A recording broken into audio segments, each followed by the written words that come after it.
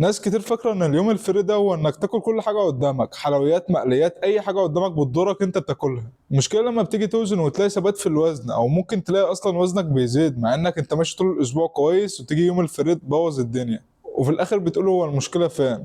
لو انت استغليت اليوم الفري ده وعملته صح، ده هيساعدك ومش هيضرك. وانا مش جاي اقول لك انك ما تعملش يوم فري، بالعكس انت لازم تعمل يوم فري، بس اعمله صح مش غلط، عشان يفيدك ما يضركش. اللي هتستفاده لو انت استغليت اليوم فري وعملته صح: اول حاجه هتحسن من حالتك النفسيه، وكمان هتخليك طول الوقت حاسس انك مش محروم من حاجه، وكمان ممكن يرفع لك معدل الحرق، خصوصا لو انت ماشي على عجز من السعرات بقالك فتره طويله، وده يخليك تكمل الدايت لاطول فتره لحد ما توصل لهدفك، ومش هتزهق، ده انت بالعكس هتشجع وهتستمر. عشان تستغل اليوم الفري صح: كل وجبه او وجبتين بتحبهم، وما تفتحش اليوم كله، وتحكم في الكميات، وتاني يوم ارجع لنظامك عادي جدا. فالخلاصة: اعمل يوم فري عادي، اليوم الفري مش عدوك، بس اعمله صح.